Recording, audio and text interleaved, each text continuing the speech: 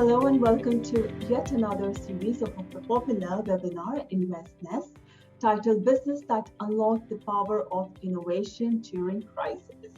My name is Samta and I'm your moderator for today's event.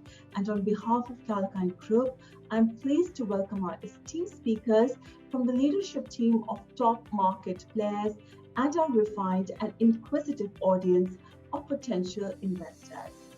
With me today, I have my co-host, Kiara. She's from Kalkine Media. And before we go ahead, I would like to request all the panelists to mute their devices, and you may unmute yourself during the business presentation. Now, the key of this webinar is to present our audience with a panel of expert speakers who would share the potential of their business growth strategies along with the value and vision in the pandemic world. Not just this, we uncover the unheard stories from the business honchos on how they work towards success and innovation during the tough times of COVID-19 crisis. This event aims at sharing heaps of insightful business information and a guidance on emerging themes and breakthrough trends in the Australian market. The business presentation will be for 15 minutes by each speaker and will be followed by 5 minutes of Q&A round.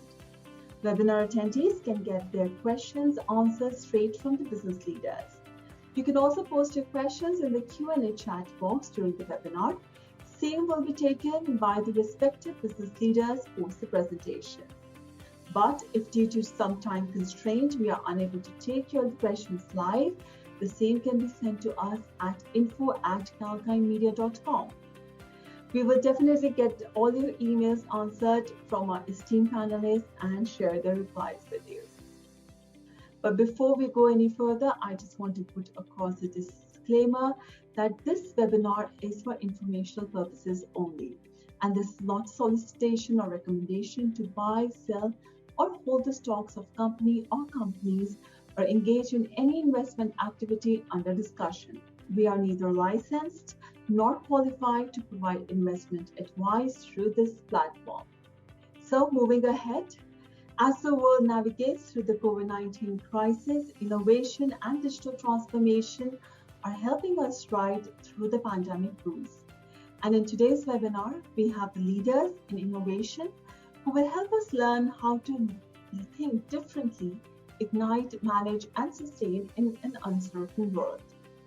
So kickstarting today's webinar, let me introduce you all to our esteemed panelists.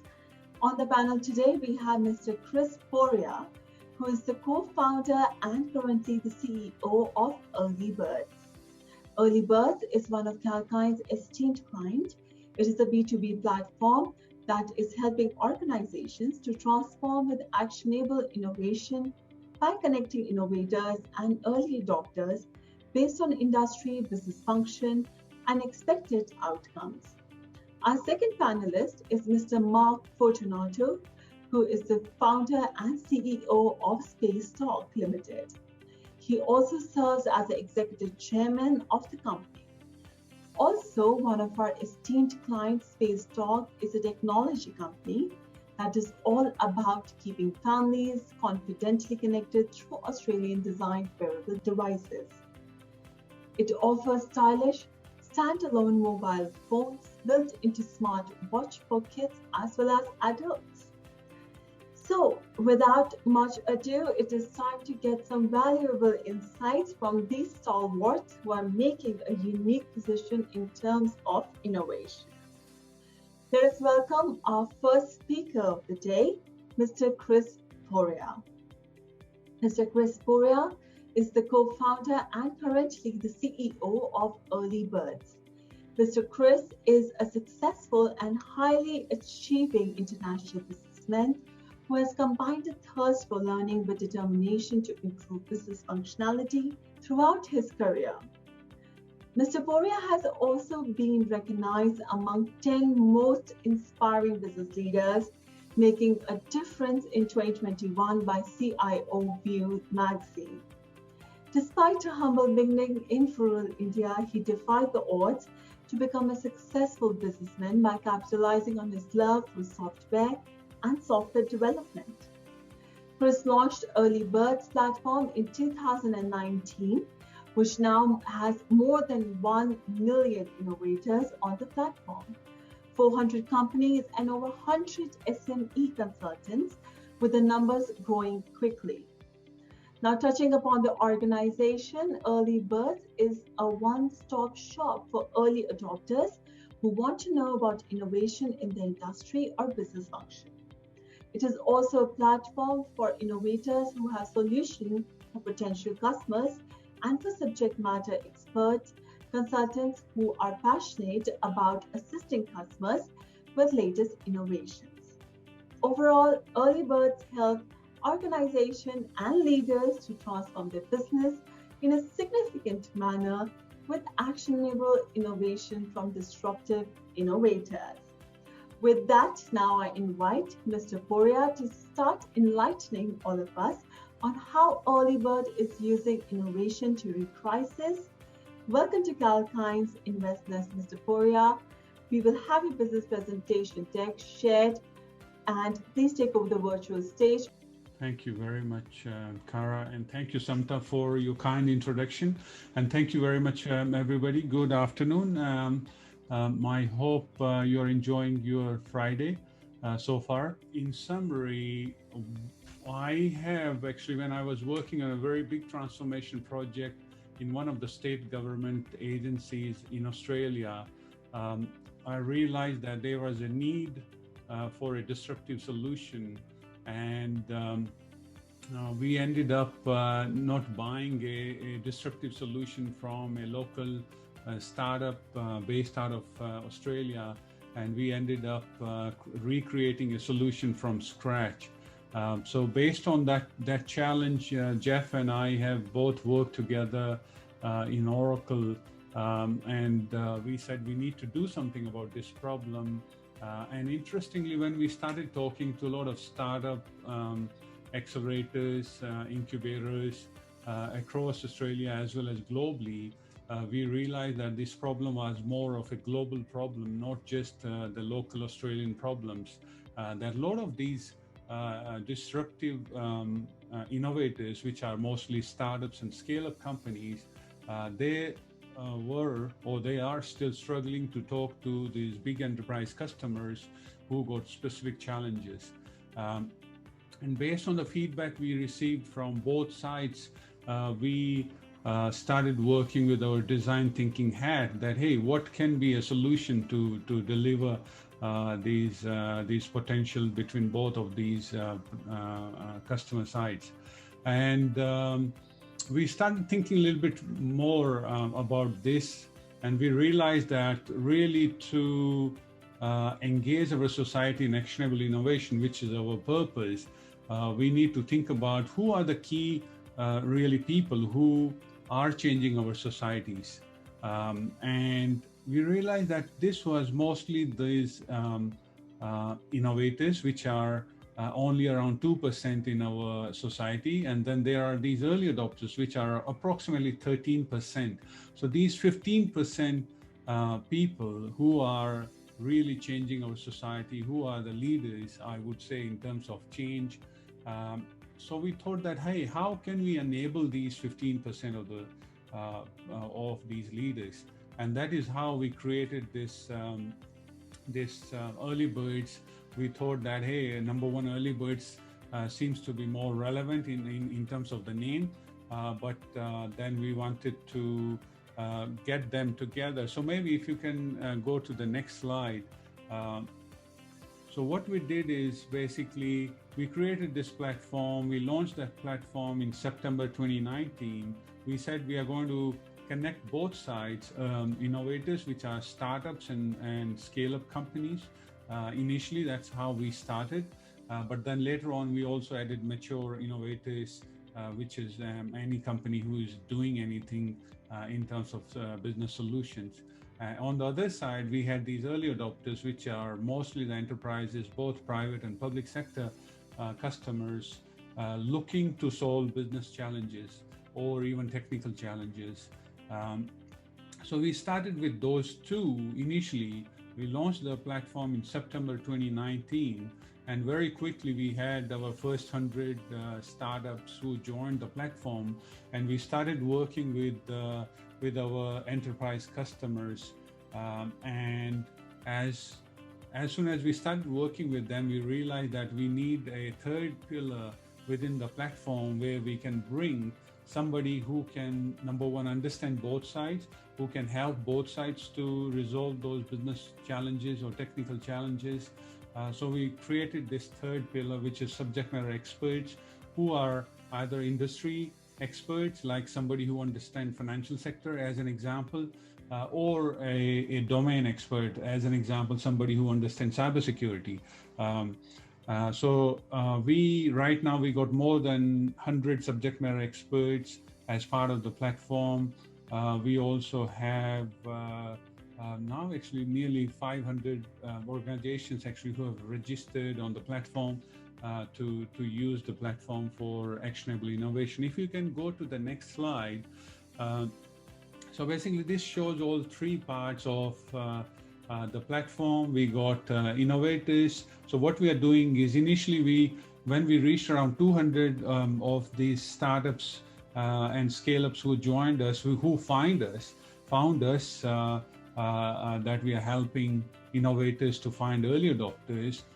But then when we started working with these big enterprise customers, and we have been lucky that we got number of very good customers who are using the platform to search and identify potential innovators. But the challenge for us was that at that time, 200 startups was not a good enough number when we were working on big challenges. So we thought that, hey, we cannot wait for these startups and scale-ups to find us. We have to find them. So what we did is we invested in our big data and AI capability. We said we are going to search them based on mostly the open information that we can search and identify from different sources, and bring these innovators back into the platform, so that when some of these bigger customers, enterprise customers, looking into the ecosystem, they can have literally, we normally call it 80% covered, at least as part of the innovators. So with that capability, now we have more than 1 million innovators that we can search, identify, and then we got hundreds of the different teams as part of the platform in terms of, hey, which industry sector they work in, or some specific solution teams like cybersecurity, or artificial intelligence, or machine learning, or any specific other team that we work together. So if we can jump into the next slide. When we started working with a lot of these big customers, we realized the problem was not at one part of the business. The problems were across the enterprise. So, when we were talking to the technology teams, they were looking, how they can quickly find a potential solution. Innovation teams, they had a very good vision in terms of where they want to go in next 3 years, 5 years, 10 years time. But then there was a lot of gap actually between the current state and the future vision. Therefore, their challenge was that, hey, how can we find these actionable innovation who can help us going from the current state to the future state? Procurement teams, how quickly they can procure, how can they have cost-effective procurement solutions? Product teams, whether they want to design something in-house or they can reuse something which might be already available in the market. Security teams, how they can stay ahead in the cybersecurity. For example, we are working with a very, very large customer, one of the largest customer, I would say, in Australia. Working in cybersecurity, for example, looking into cybersecurity, different teams within cybersecurity, and then who are the innovators in those different teams. Similarly, all other business divisions, we see that the gaps in terms of where they want to go are a lot. So if you can switch to the next slide, please. So what we have done is we have created a kind of a framework for these organizations to become self-learning organization. or you can say autonomous organization. A lot of people use that keyword. But what we do as part of that, we say that you need to do three things basically to really become a self-learning organization. We believe that you need to continuously improve across all business units. You cannot just improve into IT and you think that you will be very agile and you will have a competitive edge. You need to go across all these business functions. The second thing you need to do is you have to resolve business and technical challenges as quickly as possible. And we know that we have been working with a number of these customers where some of these customers take not months, they take years even to define some of those big challenges they have. So what we are saying is, hey, you cannot become a self-learning organization like that. You have to define and resolve these business challenges as quickly as possible. And the third thing we say is you look into what we call it disruptive innovation, disruptive business models, disruptive solutions that these innovators are creating on day-to-day basis. If you can go to the next slide.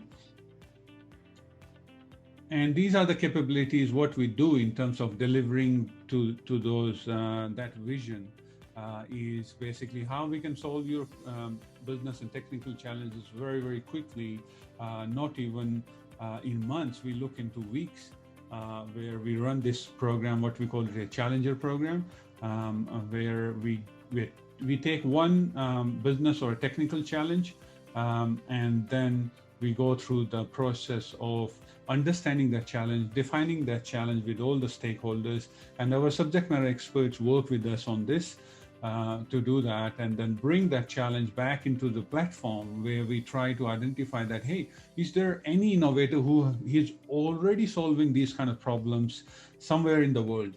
And then we, of course, look into that based on the customer requirement. The customer might say that, hey, I'm looking for somebody in Australia, as an example, who might be solving these kind of challenges. And then we bring those shortlisted vendors, depending on the requirements, back to the customer, look at a potential roadmap from there. There could be a pilot or proof of concept to quickly test and try whether that could be a very good solution.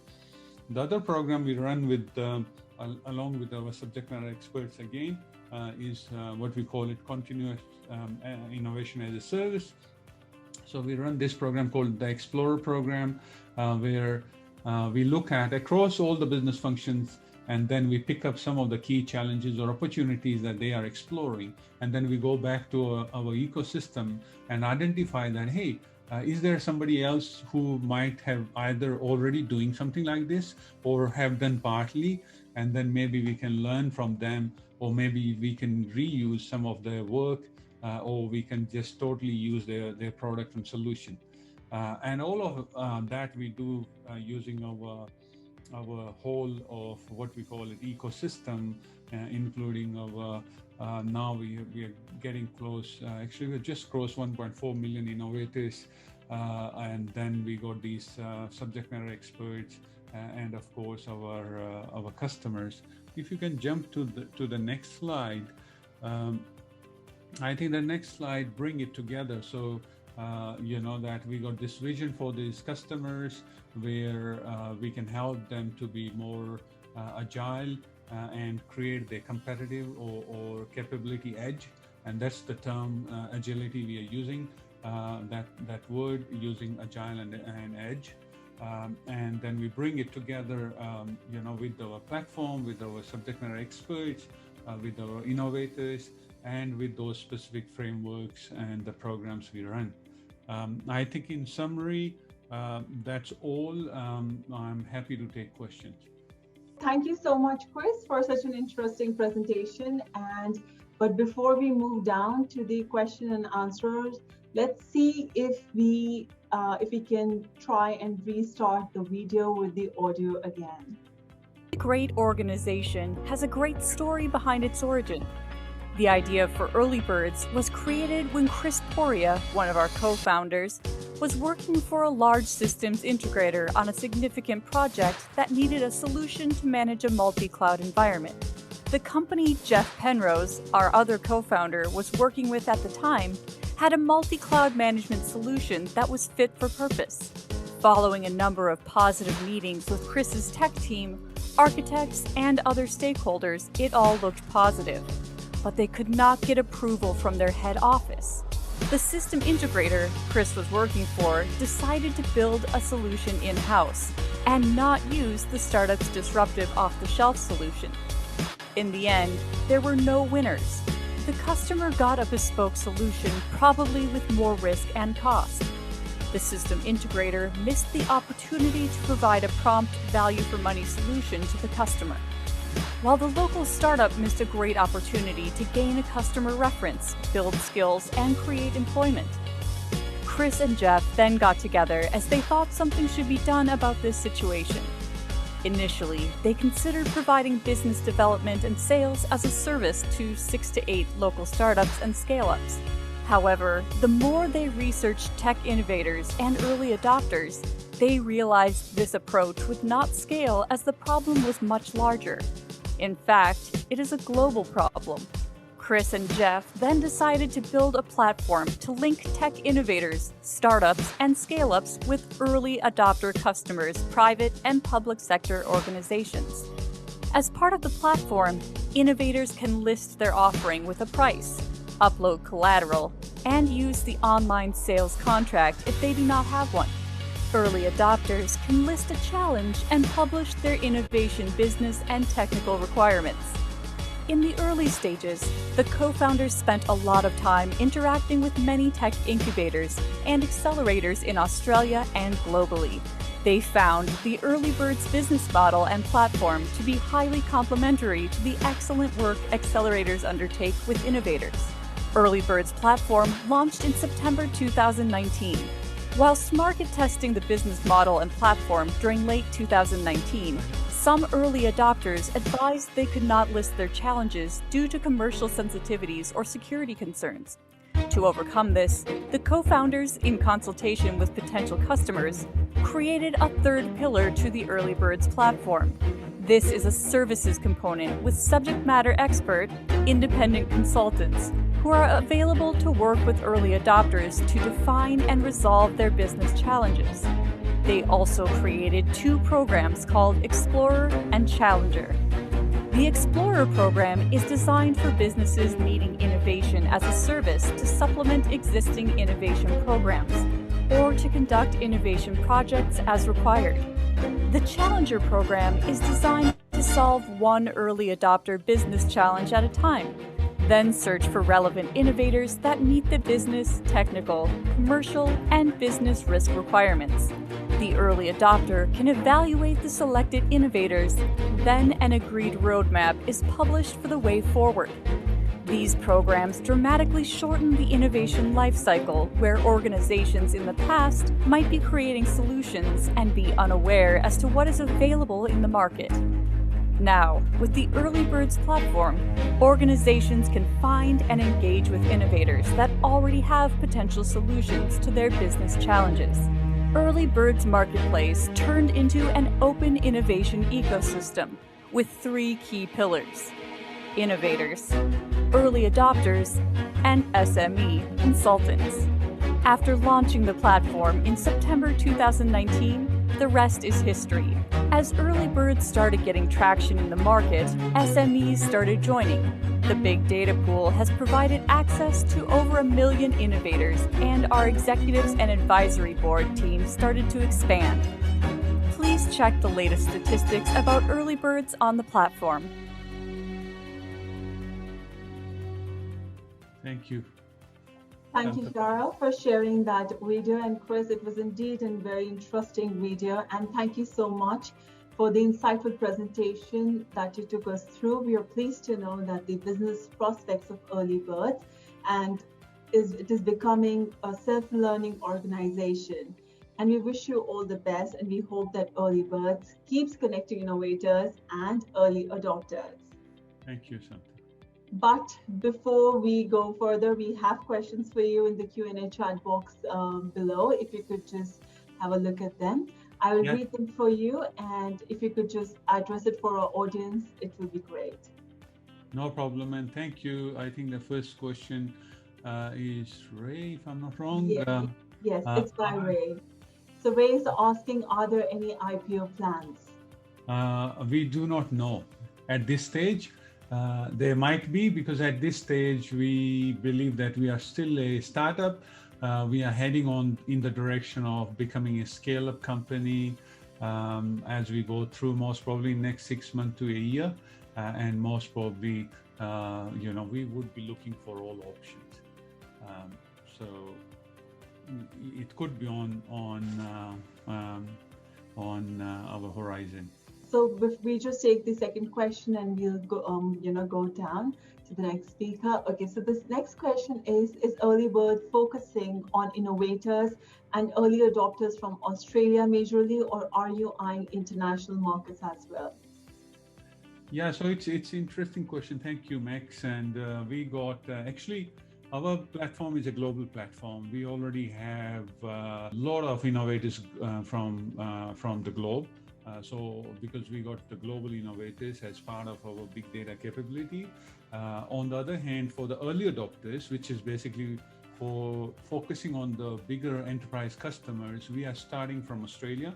So we got now, I would say, we are happy to say that we got one of the largest customer, or one of the largest organization in Australia as our customer.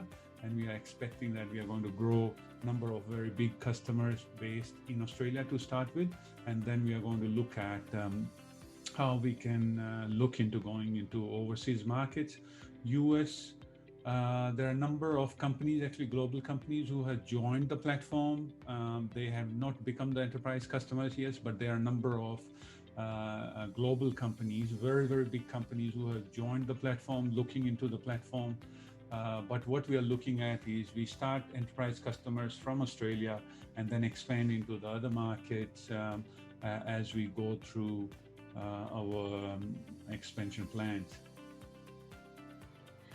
Great, thank you so much, Chris, for answering the questions. We will have the remaining questions. We'll try and take them up towards the end of the session, or we will have them email it to you. In the meantime, you can also, if you want, while Mark is will be presenting his presentation, you can go in the Q&A chat box and answer them live for our audience as well. No problem, sir. So thank you once again, Chris, for reflecting upon the business outlook and vision of Earlybirds. Audience, we hope you found this Q&A session insightful. You can even write to us at info@calkinemedia.com for any other specific questions. We will get them answered by our speakers post the event and definitely get back to you. Thank you, Chris, once again. Thank you, Samta, and thank you all for the opportunity. Now, next on the event, I would like to welcome Mr. Mark Fortunato, to take us all through what is happening at Spacetalk on the innovation front during crisis. Mr. Fortunato is the founder and CEO of Spacetalk Ltd.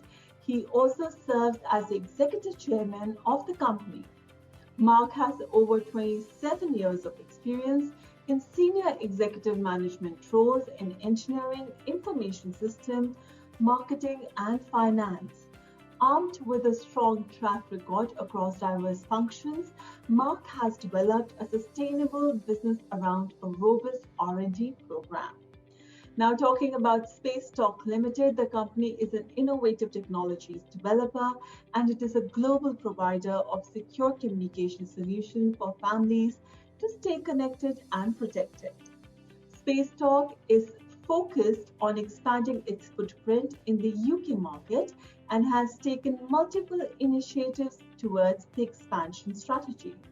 Spacetalk's UK distributor recently signed a commercial agreement with Telefonica UK Limited O2, under which O2 would offer Spacetalk adventurers across its UK retail stores as well as online channels.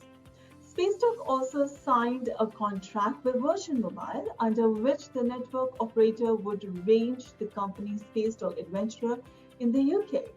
Besides, Spacetalk recently commenced selling the Spacetalk Kids smartwatch through Woolworths Mobile. Spacetalk also released fall detection technology for Spacetalk Live Seniors devices last month.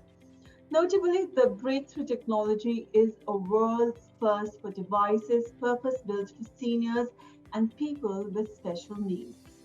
Welcome to InvestNest, Mr. Mark. Please go ahead with your business presentation. Hello, Samantha, and hello, viewers, and thank you very much for having me on the show. So Spacetalk is a wearables company, and we specialize in kids' wearables and wearables for seniors. But what makes us different is that our wearables are connected.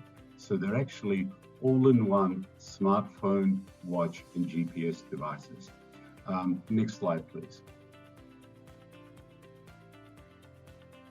So how this all came about is that our company is actually about 20 years old, and we're the company that discovered way back in 2001 the application of text messaging in schools. So we're the company that discovered that schools, by using simple text communication, were able to rapidly reach and contact parents to advise them if their child hasn't arrived to school. And that business went on and grew substantially. And over the years, about 70 to 80% of all schools in Australia have used or are using our systems, including all education departments in Australia and in New Zealand. And during that course of experience, we gained a great deal of knowledge and experience of how the communication within families and school to families needs to work. And indeed, we also learned how important it is to have reliable, robust communication that parents and schools can trust. And by that I mean, over the years, there have been many situations where our systems SMS systems have saved children's lives. In one particular example, which was a horrific example, a young boy was going to school, and on that particular day, because he was continuously being harassed and bullied by a group of other boys, he went into the front gate. His mother, in fact, dropped him off. He went through the front gate and walked through the school out the back, and ended up walking to a quarry. The boys that were bullying him followed him out the door into the quarry, where they beat him up. They tied him upside down from a tree. They beat him up again with sticks, and then they buried him up to his neck. The mother received the text message, and she instantly knew something was wrong. She rushed to the school, and with the principal, they went out and found the boy, and luckily they recovered him before any other more grief was done to him. He was obviously traumatized, but that really sent a message to everybody how important this family communication needs to be. So as a result of all of these learnings with communication, excuse me, with families, the company grew and grew and grew. But when a parent receives a text message that their child hasn't arrived to school, it's normally a very emotional response, and the very next thing they ask is, "Where's my child?" And trying to solve that problem over many years eventually led us to the path where we are today, where we have developed for kids an all-in-one smartphone, watch, and GPS device. Now, that was back then a very ambitious undertaking to take, and this was back in 2014, because fundamentally we're a software company. So we set about making the watch, and it took us about 2 years before we had the first watch developed and working. But I personally was not happy with the quality and reception quality in particular of that watch.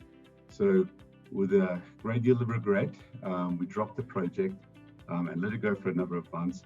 But then we started again.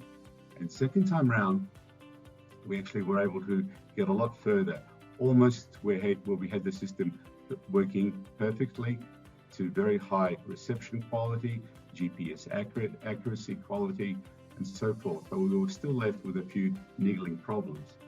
And as luck would have it, we came across an engineer, an Australian guy who actually came, who was coming back to Australia from a 20-year stint working with Nokia, and after that, Microsoft. We were able to convince him to join the company, and he came on board, and together with his colleagues from Nokia and other parts of the world, they actually finished the watch up for us.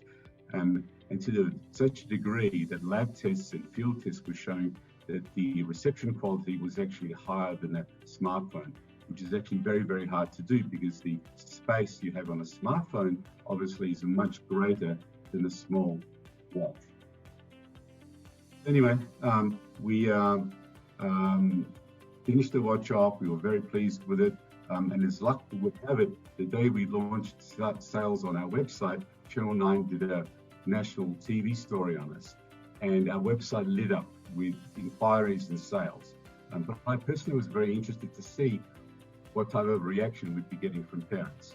And after a few days, the reviews started to come in, and it was a huge amount of excitement, because for the first time, parents could safely give their child or have their child wear a mobile phone or smartphone, so they could keep in touch with them, stay connected with them, give them independence, but do so in a very, very safe manner. Our watches, what they do is they allow kids to make and receive phone calls, text messages. Parents can see where they are, but the phone calls and text messages that they make are only to a list of contacts that the parents have set up.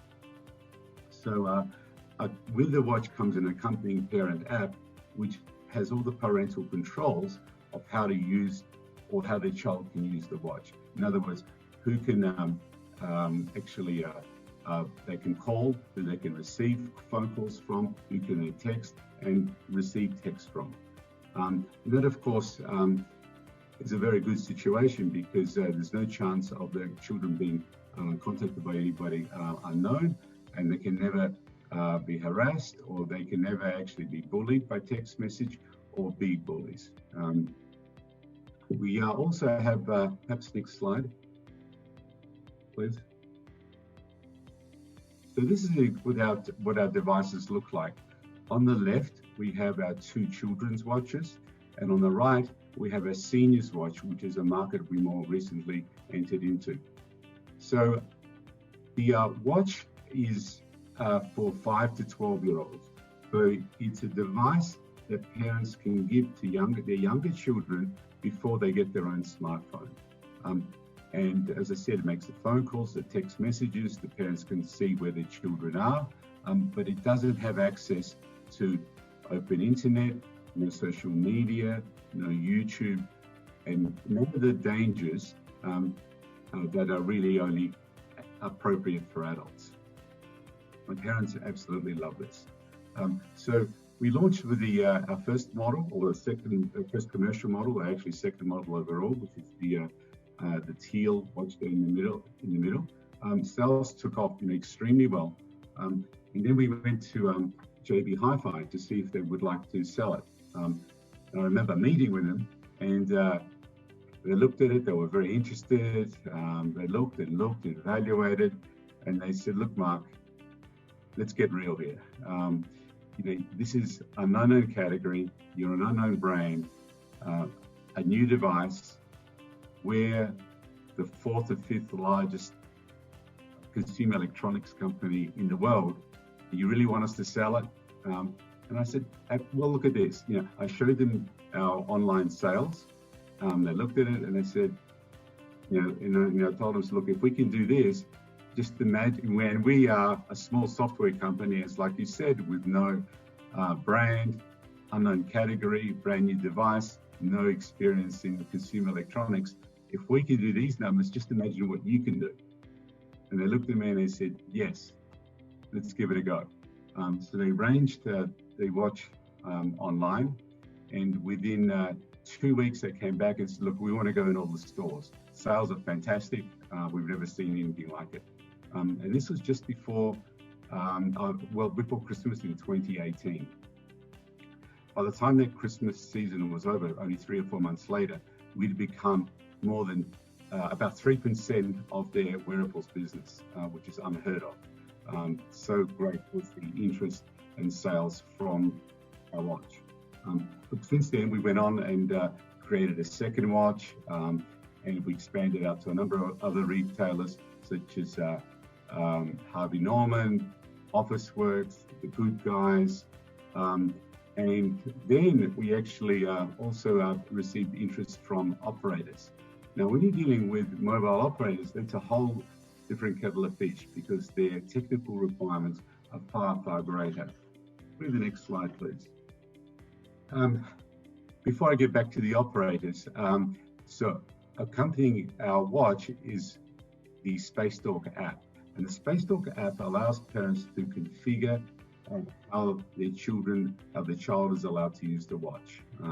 So it would, in addition to the safe contacts that the children can, or the parents can set up, they can also see where their child is. They can set up safe zones around school, grandparents' house, their own home. They can be notified if the child has arrived to school or hasn't arrived to school, or parents are working, if they've arrived home.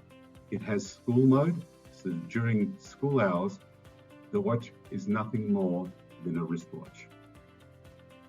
And there's a whole range of other things. There's also one of the new features that we actually released is family chat, so that the child, parents, uncles, aunties, older brothers and sisters can all get onto this family chat system, so that the youngest child between the ages of 5 and 12 can participate in group chats. They can take pictures and share them, voice messages.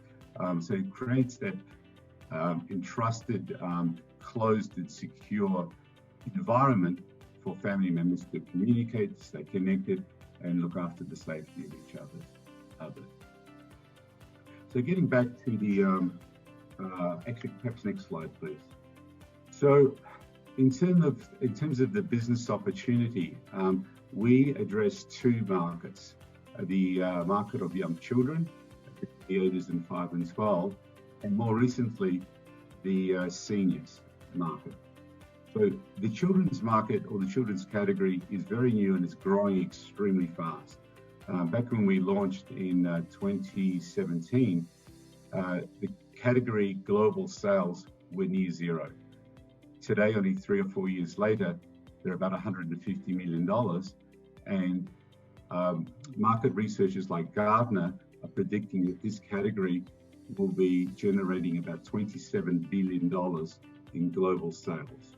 And we are certainly seeing this phenomenal growth. And I'll share with you some of our financials in a moment. We're a public company, ticker code SPA, and you can see all of our results and progress on the ASX website. So our value offering or solutions are not just the devices. They're actually the most important part of our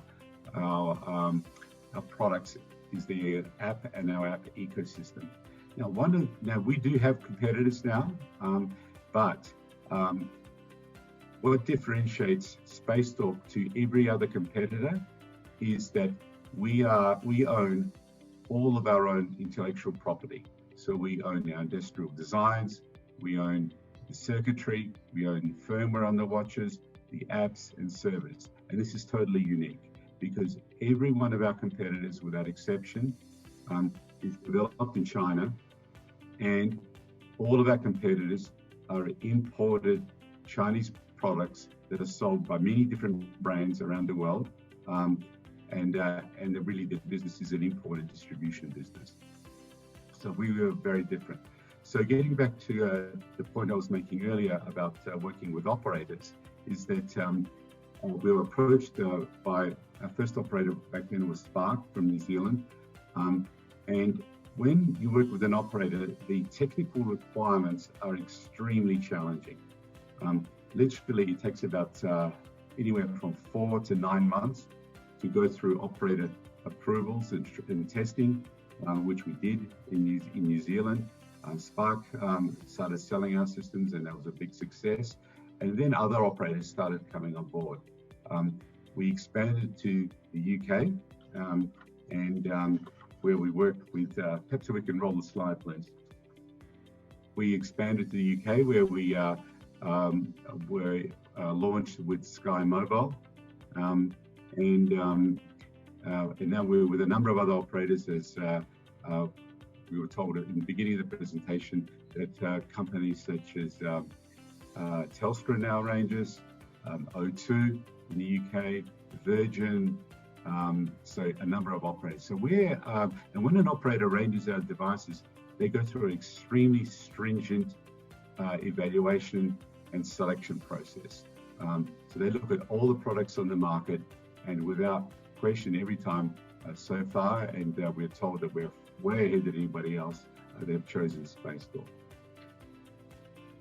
So the actual business case for operators to sell Spacetalk is very compelling, because operators currently do not responsibly sell smartphones to young children.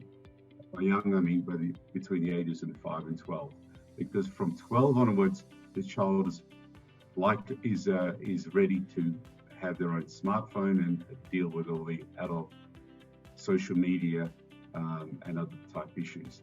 But between the ages of 5 to 12, currently, or before Spacetalk, they're actually not selling devices, but now they are. So now an operator can acquire a customer from the ages of about 5 and earn revenue and profits from them until the age of 12, and then account manage that customer into a smartphone. And the economics are fantastic, because to acquire a Spacetalk customer is about $35 Australian. To acquire a smartphone user or a teenager at the age of 13 costs about $90. So not only are operators acquiring customers at a much younger age now, they're doing so in a less costly way, and they just account manage them into a smartphone when you're ready for that smartphone. So operators are embracing this enthusiastically. We had a fantastic quarter last quarter, where we announced Telstra arranging us, and O2 in the UK. Now, the significance with Telstra is that Telstra is not the biggest by any means mobile operator globally, but they have the reputation of being one of the technically the best. And also they're seen as being a very conservative mobile operator. So by being technically the best, their criteria and demands on a technical level to make sure our device works properly on the networks is extremely high. And any device that has gone through Telstra testing and certification is considered to be a first-class device. So we are very happy that we've completed that, and Telstra has actually started ranging us through a soft launch a few weeks ago, and they're coming out with a full launch in mid-August, because they've actually developed a special Spacetalk SIM plan specifically for Spacetalk. And also what's significant about Telstra is that they're known as being a very conservative company. So they're never the first to enter some new space. They always sit back and wait to see the progress of other companies, how they're going, to be sure that there's a valid category there before they enter. So having Telstra start selling Spacetalk is a very significant inflection point in the evolution and the growth of this category. The other notable achievement we actually made last quarter, perhaps next slide please, is the launch of O2. Now, to give you some idea of scale, Telstra has 18 million subscribers. And all of these subscribers will be made, Spacetalk will be promoted to them. And in fact, with Telstra, even with the soft launch that they've done, If you go to any of their stores, you'll see Spacetalk beautifully presented in glass cabinets, prominently in the store. And if you go into any of their flagship stores, say on Pitt Street in Sydney or on Collins Street in Melbourne, you'll see floor-to-ceiling, two-story video displays just showing Spacetalk. So that's to the level of promotion and awareness Telstra are already giving it, even though they haven't done their full launch, which is coming in August. The significance of O2 in the UK is that O2 is the UK's largest mobile operator. Telstra's got 18 million subscribers. O2 has 33 million. They're the number one operator in the UK. They have over 400 stores. So they'll be launching in mid-August as well. And they're getting back behind Spacetalk in a very big way to really give it a big push and to create a great deal of awareness for Spacetalk, our brand. The other very significant thing is that O2 is actually a subsidiary of Telefonica, which is the world's largest mobile operator in the Western world. They're behind China Mobile and Reliance Mobile in India. So the O2 launch, Spacetalk O2 launch in the UK is widely seen as a pilot for the broader Telefonica group, and Telefonica has 330 million subscribers. So you can see how significant we are, how this category is at an inflection point, and all of these sales will start to materialize from mid-August onwards. Telstra's got over 450 stores. O2's got about the same number of stores. So it'll be TV promotion, digital media, influencers, and so on and so on. The next slide, please. In addition to having made the tremendous progress with what I just mentioned, we also launched our seniors device, which is showing a great deal of promise. What we noticed over the years is that about 4% of our kids' sales were going to seniors. So what we decided to do was spin out the children's technology into a brand new device, and we specifically targeted for seniors. And last quarter, we partnered with a number of large and small aged care service providers who gave us feedback. And we also released fall detection. So we're partnering with the likes of ACH, who are one of the largest, fifth largest service provider to the aged sector in Australia. And we're actually relaunching that whole system in the coming months as well. But very significantly, what we achieved last quarter too was that the government, through its Commonwealth Home Support Program and the Commonwealth and the home care programs, are now funding our device 100%. So unless you're a very wealthy senior, you will, if you'd like the Spacetalk Life device to keep you safe. If you need assistance, you could press an SOS button on the side, and it'll notify your family members by voice, by text, and with a GPS location. It's fall detection. So if you fall into that category where you'd like a device like this, the government will pay 100% of it. Equally, we now also have full NDIS provider certification, so that anybody under the NDIS program receives the watch as well. We announced too that we'll be launching in the US later this year. We're on track to do that, and that'll be coming later this calendar year.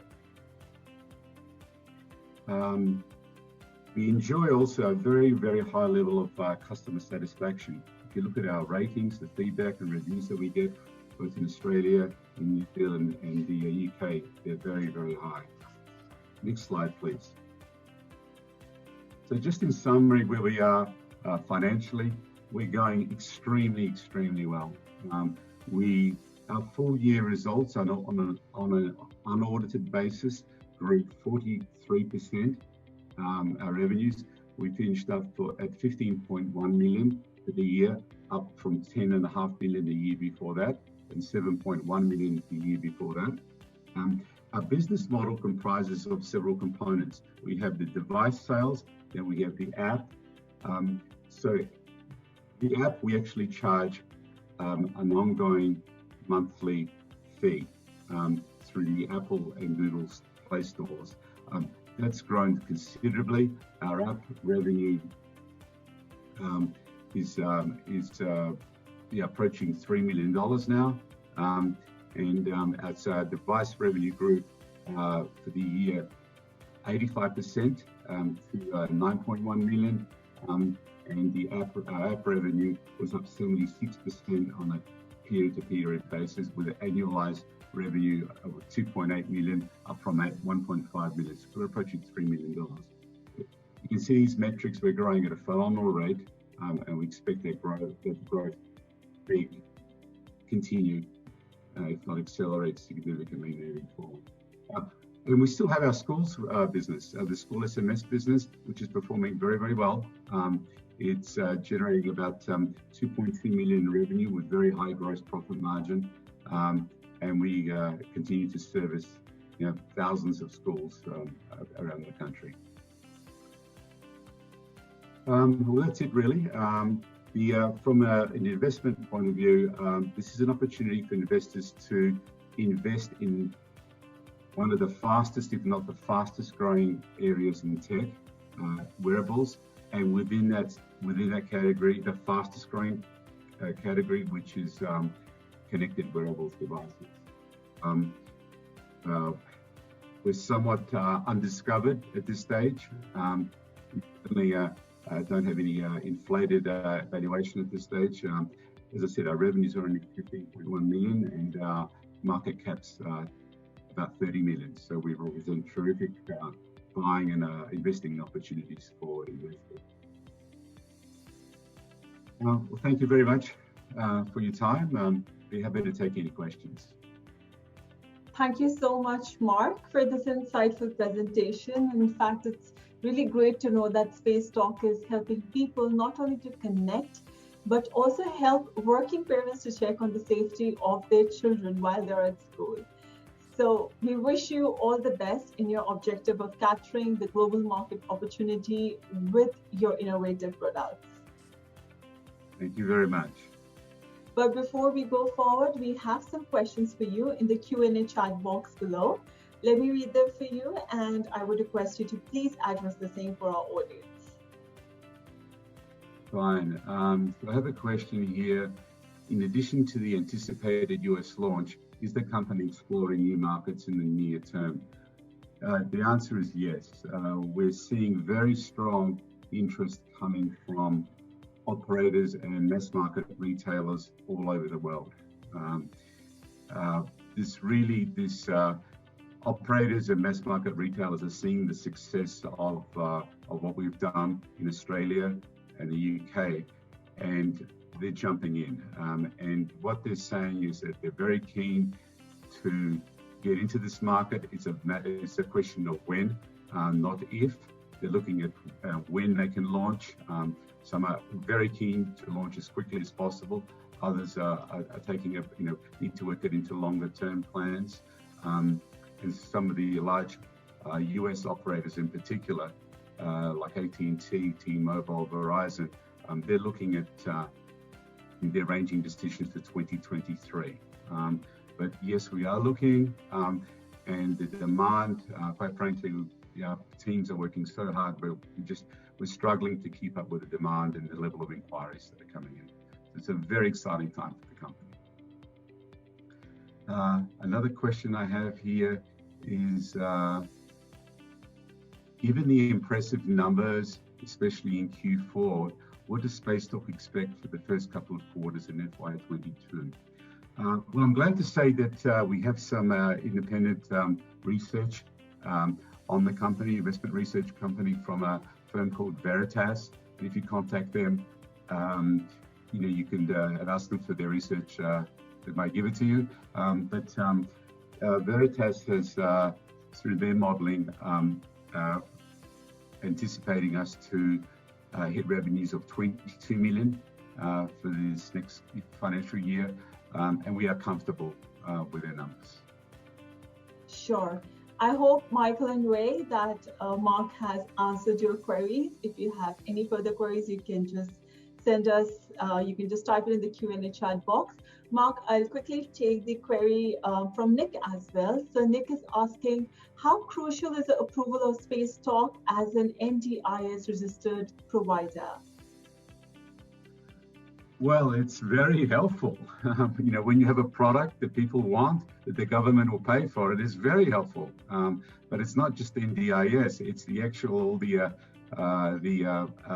various programs for the aged. So, literally, if you're over 65, and most people over the age of 65 are receiving some level of aged care support, financial support from the government, you will get this watch and its first year's app subscription for free. It's fantastic. When you've got a product that's in very strong demand, that's free for your customers, of course, it's fantastic. Sure. And, with that, thank you so much, Mark, for reflecting upon the business stance and vision of Spacetalk. Audience, we hope you found this Q&A session insightful, and you can even write to us at info@kalkaimedia.com for other specific questions. We will definitely get them answered by the speakers post the event and get back to you. But before we move on, I can see that Chris is also online. So Chris, if I could please request you to switch on your video, and we will have few of the questions which are unanswered, answered by both you and Mark for our audience, although I see that you have already typed the answer for them. So yes, great.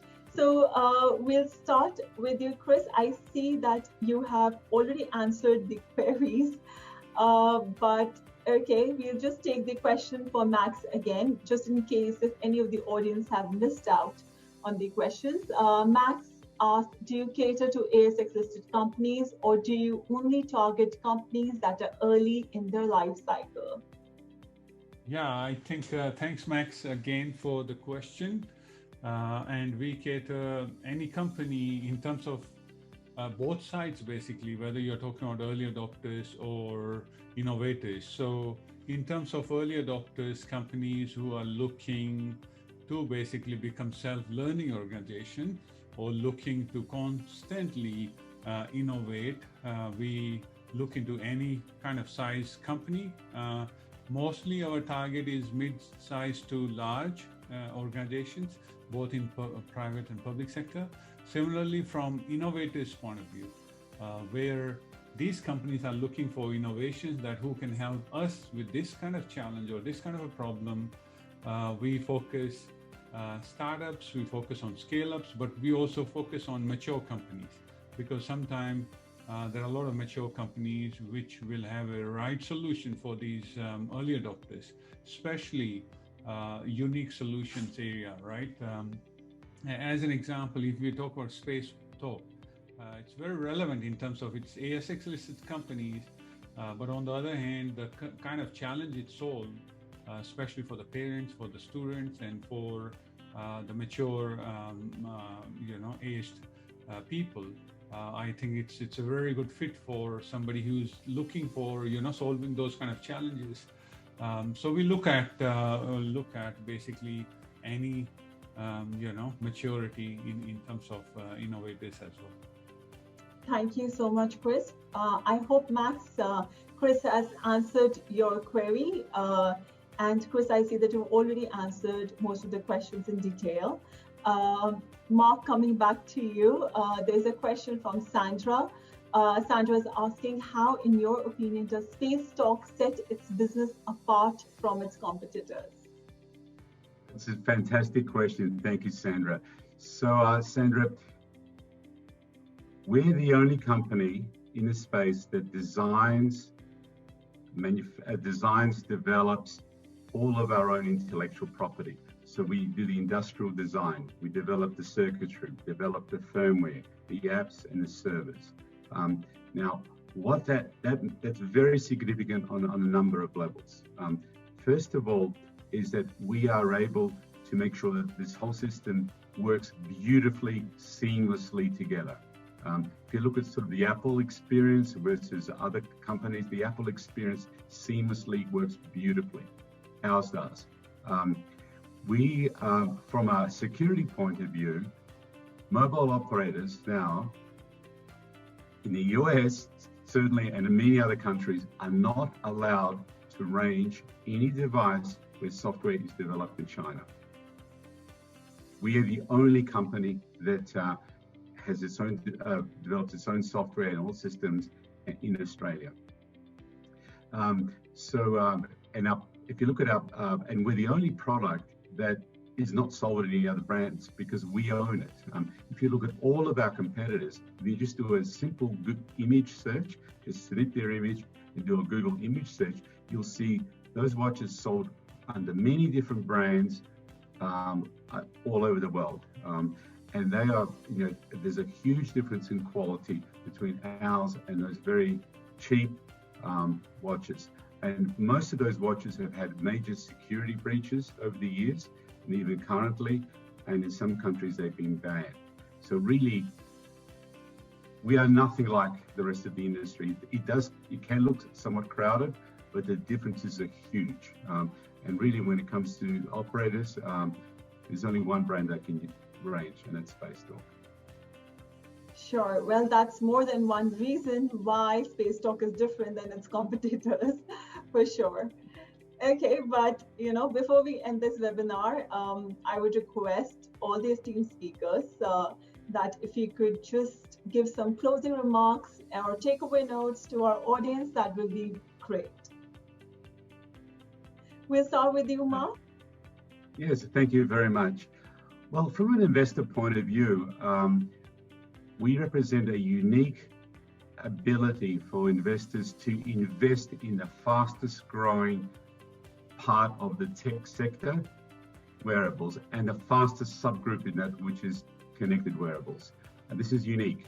This category is exploding in growth, and we are the #1 brand, and we're just going from strength to strength. And you can see the progress that we're making through our results. We're an ASX listed company, so no matter what size investor you are, you can participate and be part of this very, very exciting journey. And we are very undiscovered at the moment. If you look at any of our, the metrics that other tech companies are used to be valued, we're very low because not many investors know about us. So that's the great opportunity we're able to provide. I think your viewers and investors in general. I'm sure, Mark, and I'm sure that our viewers, our audience found your presentation really insightful, and the technology behind Spacetalk is really interesting, considering it's for both elderly as well as children. So it's a really great platform. I truly believe in that. Coming to you, Chris, let's talk about early bird and some takeaway notes for our audience. What can we see in future? What are your plans? No, thank you, Samta. And while Mark was talking, I just looked into our platform whether we have Spacetalk in there, capturing our big data capability. Yes, we do. So basically, the takeaway, especially from investors' point of view, there are two kind of takeaways. One is, hey, number of our customers have a use case for investment and M&A purpose, mergers and acquisitions purpose. They look for disruptive innovators in different industry sectors or the problems they are solving. So we have a number of those customers who look into our platform to identify those potential organizations, especially startups and scale-up companies. So that's one use case that your investors can look if they are interested in looking for different innovative companies globally. The other use case is for especially big investors who might have invested in a number of those companies who are still a startup and scale-up companies. We help a lot of those startups and scale-up companies to come on our platform, and then of course we help our early adopter customers. They are looking for disruptive innovations, so we can also help them to expose some of their companies we are actually working with some of the potential big companies who are either investing or partnering with a number of these startups and scale-up companies to promote them through the platform to early adopters. Going forward, we see that what we are trying to do is that we have a platform. Now we have number of insightful products on top of the platform where we give a very particular view of a specific industry sector or a specific team. As an example, we talked about cybersecurity. If you are looking for cybersecurity capability globally, we have a very good product on top of our platform. We call it Innovation Map. And through that innovation map, you can look into each and every part of that cybersecurity team. But from here, what we are doing is we are looking at some potential early adopter customers who want to even go to the next level up, which is looking into our business blueprints, looking into, hey, what are your key capabilities that you have to deliver or you are delivering as of today? And then we look at that level of the key capabilities, and then we go down up to level 2 and level 3 of what kind of service capabilities you need to deliver this capability. And then we identify that who are the disruptive innovators at that level, so that not only you can look into what you have today, but who is disrupting that capability that you're using as of today, that you could replace tomorrow, or you should monitor, because that can change all of some of those key business processes or key business capabilities that you have, or they might disrupt all of that area within your business. So you can look into monitoring those things. So those are the some of those areas that we are working on bringing those to the businesses. Thank you so much, Chris, for highlighting the areas where you're working. And it's good to know that so many organizations are using the Early Bird platform. Thank you once again, Chris and Mark, for sticking with us till the end of the event. Mark, before we just end the webinar, I see there's another question for you. I see we have a lot of inquisitive audience. So if you may allow, can I ask this one question? Yes, the question is yes. Should I read it for you? Yeah, okay. Yeah. So Edward, we are having this question answered from Mark for you. With several key partnerships in place for the UK market and the Woolsworth collaboration in Australia, is the company now looking at the big market, that is the US? Yes, the answer is absolutely yes. In fact, we're building our teams there now. We're setting up all of our logistics and distribution, customer service, reverse logistics, and we will be launching with retail partners this calendar year. So it's coming very soon. Sure. Okay, and on this note, I would like to thank our wonderful audiences as well as our speakers. On behalf of Calkine Media, I would like to extend my gratitude towards all of you, and thank you for addressing our audience with such meaningful insights and patiently answering to their queries with such great analysis. Thank you, audience, for attending this webinar. We hope you all found this session informative. And for dwelling further into equity market updates, audience, do visit us at our media website, that is calkinemedia.com.au. And speakers, do stay abreast with the market moves, stock updates, and economic transition with Calkine Media. Also, do visit our equity research website, that is www.calkine.com. And stay tuned with Calkine for upcoming InvestNest webinar series that will happen next month. So we hope to see you all once again. We are very active on our social media platforms, so stay connected with us on Facebook, Twitter, Instagram, LinkedIn, and YouTube. And like I said, if you have any further queries or questions, For Mark or for Chris, please do email us at info@calkinemedia.com. Our speakers will be happy to assist you with your queries, and we will have them answered, your queries for you, and we will mail them to you. Thank you so much, Mark, for being there on our webinar today, and thank you so much, Chris. Thank you very much. Thank you. Everybody. Thank you all once again, and have a good day until we meet next for our next InvestNest webinar series. Goodbye and good day.